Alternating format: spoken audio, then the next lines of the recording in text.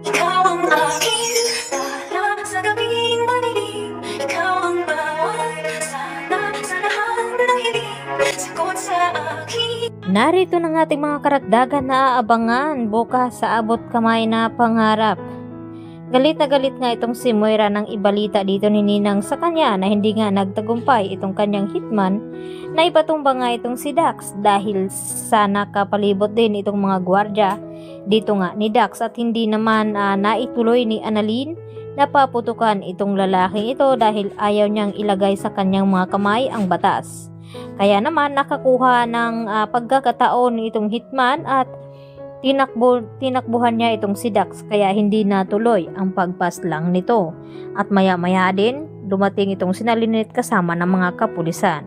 At dito naman napag-alaman nila Lynette at Annalyn kung sino nga ang mastermind sa pagpapatumba sana dito kay Dax at nalaman nga nila na itong si Moira. At hindi naman makakapayag itong si Moira na hindi nga matapos ang araw na iyon na hindi mamahinga itong si Dax. Kaya sinabi ni Moira kay Ninang na dadagdagan at gagawin niyang doble ang bayad matapos lamang itong si Dax dahil ito ang susi upang makalabas ng kulungan itong si Moira at babalikan niya itong si Lynette at Annalyn pati na rin si Gisela at RJ.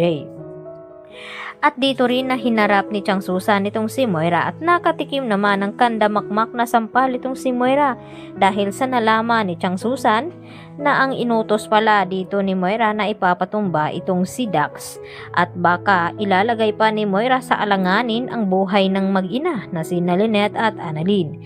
Kaya sa tindi ng galit dito ni Chang Susan ay talagang pinatitikim itong si Moira. At dito naman na inawat ni Diyosa itong si Chang Susan. At nagkakagulo nga dito sa restaurant at inakala naman ni Dax nang may pakana ng lahat sa nangyari sa kanya ay itong si Lynette at Annalyn. At ginawa ngang hostage ni Dax itong si Annalyn upang makalabas sa loob ng restaurant. At dito naman na binaril sa paa itong si Dax kaya natumba ito at kumuha ng pagkakataon itong si Annalyn na makawala dito nga kay Dax at hanggang sa hawak naman ngayon ni Dax ang lalaking ito. At dito na sinabi ni Dax kay Annalyn na kung mamamatay daw siya dito ay tiyak na makakalaya itong si Moira at babalikan sila nito. Kaya nagdadalawang isip din itong si Annalyn. At ang sabi naman ng lalaking ito na may hawak dito kay Dax na wag daw niyang ituloy dahil tiyak na makukulong itong si Annalyn at masasayang lamang itong kanyang pagiging doktor. Kaya naman nagdadalong isip din itong si Annalyn na paputukan itong hitman. At nakarating naman dito nila RJ at Giselle ang nangyari dito sa restaurant na nagkaroon nga ng kaguluhan.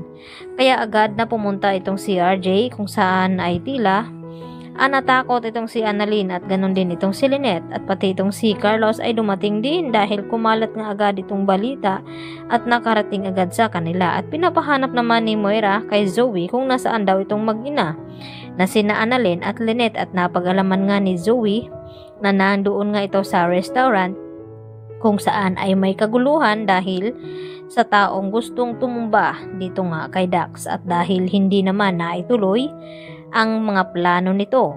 At dito nga na hindi naman nagsalita itong si Dax sa harap mismo ni Lynette kung sino-sino pa daw ang kasabwat nito dahil alam niya na hindi lang itong si Moira at itong si Balahadja ang nagiging kasabwat dahil mayroon pang tumutulong dito kay Dax. At dahil nangako itong si Dax na hindi magsalsalita dahil sa tulong na ibinigay naman ni Carlos sa kanya. At dahil dito ito na rin ang susi upang aminin ni Dax siguro dito kay Annalyn at Lynette kung sino nga ang kanyang mastermind sa lahat ng iyon. Baka madawit na naman ang pangalan ni Carlos dahil baka tanawin ng utang na loob ni Dax kay Annalyn ang kanyang pangalawang buhay dahil hindi nga siya matutuloy sa pagkatsugi. Kaya yan ang ating pakatutukan bukas at abangan mga kapuso.